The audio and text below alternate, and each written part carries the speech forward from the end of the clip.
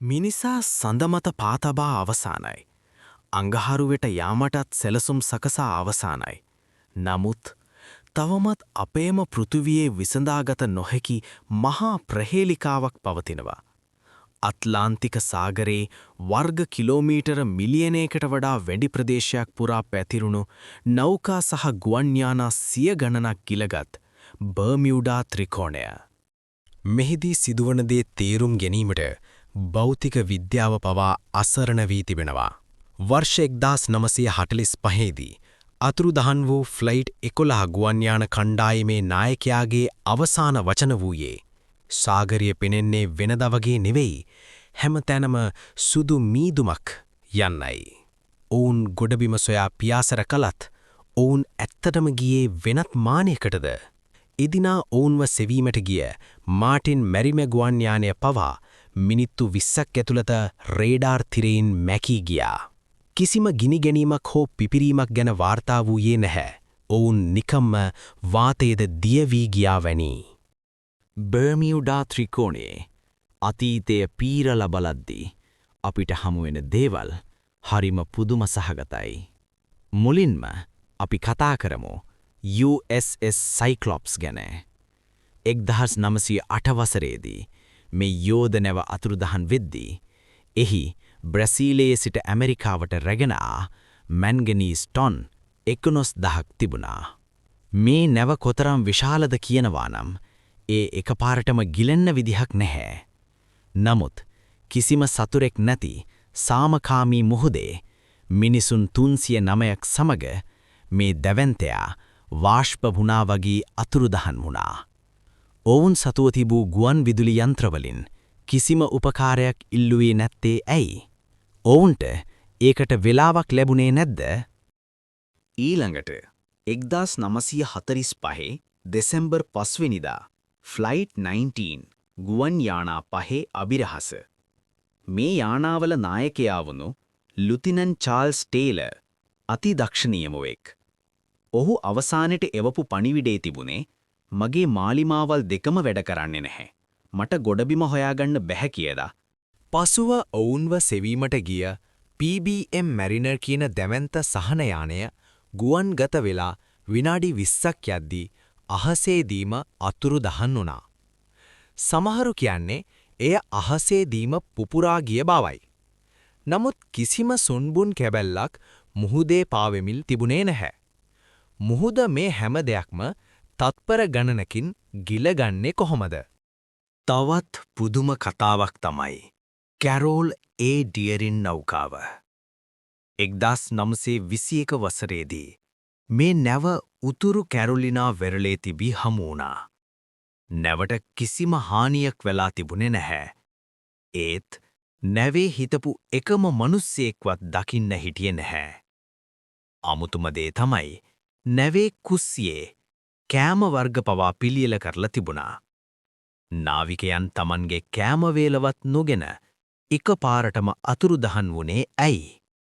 ඔවුන්ව යම් බලවේගයකින් පැහැරගත්තාද? මේ අභිරහස් අතරින් වඩාත්ම තිගැස්සන සාක්ෂිය ලැබෙන්නේ බෲස් ගර්නන් නම් නියමුවාගෙන්. 1970 දෙසැම්බර් මාසයේදී ඔහු Tamanගේ කුඩා ගුවන් යානයෙන් බහාමාස් දූපත්වල සිට ෆ්ලෝරිඩා බලා පියාසර කළා.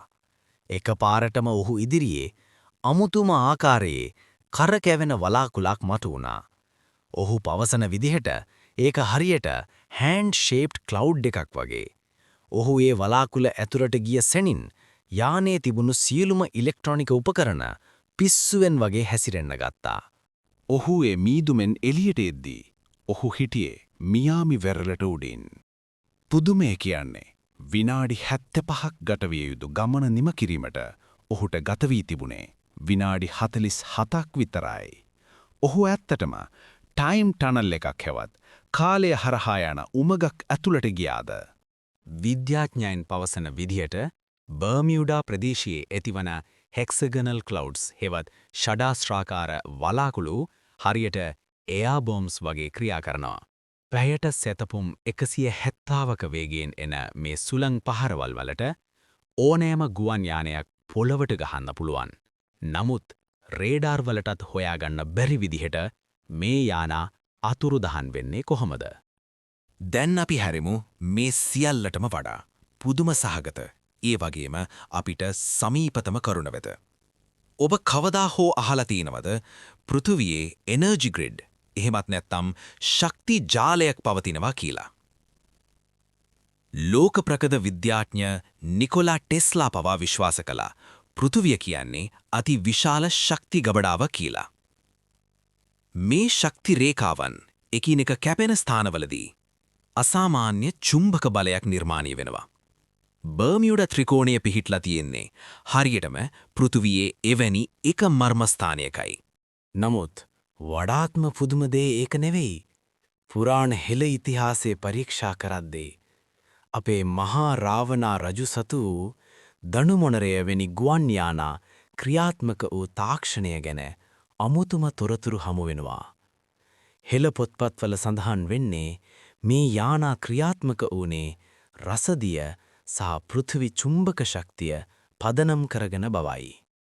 එසේනම් රාවණා රජුගේ ඒ අතිවිශාල අධිරාජ්‍ය ලෝකීය පුරා ව්‍යාප්ත වෙලා තිබුණා නම් බර්මියුඩා ත්‍රිකෝණය කියන්නේ එතුමාගේ ගුවන් යානා වලට ශක්තිය ලබා ගන්න නිර්මාණය කරපු එක් සුවිශේෂී කලාපයක් විය හැකිද? සමහර පර්යේෂකයන් පවසන්නේ බර්මියුඩා මුහුදු පතුලේ අදටත් ක්‍රියාත්මක වන යම්කිසි පුරාණ ක්‍රිස්ටල් තාක්ෂණයක් තිබිය හැකි බවයි. යානා අතුරුදහන් වීමට බලපාන ඒ අසාමාන්‍ය චුම්බක බලය එතනින් නිකුත් වෙනවා විය හැකියි. බර්මියුඩා ත්‍රිකෝණය පිහිටා ඇති එම අක්ෂාංශවලටම සමාන්තරව පෘථුවියේ අනෙක් පැත්තේ පිහිටා ඇත්තේ ජපානයේ අසල ඇති ඩ්‍රැගන්ස් ට්‍රයැන්ගල් හෙවත් යක්ෂයාගේ මුහුදයි. මේ ස්ථාන දෙකම පෘථුවියේ එකම ශක්ති රේඛාවකින් එකිනෙකට සම්බන්ධ වෙනවා. අපි අභ්‍යවකාශයේ කළු කුහර ගැන හෙව්වට අපේ සාගරය මැද කාලය සහ අවකාශය නමන්න පුළුවන් සුදු කුහර තිබෙනවා විය හැකියි. මේවා කාලය හරහා යන දොරටු නම් අතුරුදහන් වූ යානා ඇත්තටම ගියේ කොහේද? ඔවුන් තවමත් වෙනත් මානයක ජීවත් වෙනවා විය හැකිද? දැන් අපි මේ සියලුම තොරතුරු එක තැනකට ගොනු කරලා බලමු. බර්මියුඩා ත්‍රිකෝණය ගැන විද්‍යාඥයන් ඉදිරිපත් කරන ප්‍රධානම නිගමනය තමයි සාගර පතුලේ තියෙන මීතේන් හයිඩ්‍රේට් වායුව. සාගර පතුලේ තියෙන මීතේන් තට්ටුවක් එකපාරටම පිපිරුණොත් මුහුදු වතුරේ ඝනත්වය ක්ෂණිකම වාතයට වඩා අඩු වෙනවා. එවිට මුහුද මතුපිට පාවෙන ඕනෑම විශාල නෞකාවක් හරියට ගලක් වතුරට දැම්මා වගේ තත්පර ගණනකින් පතුලටම ගිලී යනවා. මේ සිදුවීම කොතරම් වේගවත්ද කියනවනම් නෞකාවේ ඉන්න නාවිකයන්ට උදව් ඉල්ලන්නවත් වෙලාවක් ලැබෙන්නේ නැහැ. ඒ වගේම බර්මියුඩා ප්‍රදේශයේ තියෙන ගල්ෆ් ස්ට්‍රීම් කියන සාගර දියවැල හරියට මුහුද ඇතුලේ තියෙන වේගවත් ගඟක් වගේ. යම් යානයක් හෝ නැවක් අනතුරකටපත් වුණොත් එහි සුන්බුන් මිනිත්තු කිහිපයක් ඇතුළත සැතපුම් 100 ගණනක් ඈතට ගසාගෙන යනවා. බර්මියුඩාවේ සුන්බුන් හමු නොවීමට ප්‍රධානම හේතුව එය විය හැකියි. නමුත් මේ විද්‍යාත්මක හේතු වලින් පමණක් බෲස් ගර්නන් වැනි නියමුවන් දුටු ඒ කාල මීදුම පැහැදිලි කරන්න පුළුවන්ද? එසේත් නැත්නම් මාලිමාවල් පිස්සුවෙන් වගේ කැරකෙන්නේ ඇයි? සමහර විට අපේ පෘථුවියේ තවමත් අපි හඳුනා නොගත් යම්කිසි ශක්ති කේන්ද්‍රස්ථාන පවතිනවා විය හැකියි. අතීත රාවණ රජුගේ දඬුමොනර වැනි යානා විශ්ව ශක්තියෙන් පාලනය වූයේ නම් බර්මියුඩා ත්‍රිකෝණය කියන්නේ එවැනි ශක්තියින් නිකුත්වන පෘථුවියේ එක් විශේෂිත මර්මස්ථානයක් විය හැකියි. අවසාන වශයෙන් අපිට කියන්න තියෙන්නේ එක දෙයයි. සාගරය කියන්නේ පෘථුවියේ තියෙන විශාලම සොහොන් බිම වගේම විශාලම අභිරහස් මන්දිරයයි. අපි දන්නේ සාගරය ගැන ඊටාම අල්ප ප්‍රමාණයක් පමණයි. සමහර විට බර්මියුඩා ත්‍රිකෝණය කියන්නේ සොබාදහම විසින් මනුෂ්‍යයාට ඇතුළු වෙන්න එපා කියලා පනවාපු තහනම් කලාපයක් වෙන්න ඇති. එහි සැඟවුණු රහස් කවදා හෝ දවසක හෙළිවේවි. එතෙක් බර්මියුඩාව අගක් මුලක් නැති අභිරහසක් ලෙසම පවතිනු ඇති. ඔබේ අදහස කුමක්ද? මේ සියල්ලම ස්වභාවික අනතුරුද? නැත්නම් මිනිසාට තවමත් තේරුම් ගත නොහැකි රහස් බලවේගයක්ද? ඔබේ අදහස පහලින් කමෙන්ට් කරන්න. මේ වීඩියෝ වැදගත් කියලා හිතනවනම් ෂෙයා කරන්න. අපේ මීළඟ වීඩියෝවෙන් අපි සාගර පතුලේ යට වුණු මහා රාවණා අධිරාජ්‍යයේ රහස් සොයා යමු. එතෙක් ඔබට සුබ දවසක්.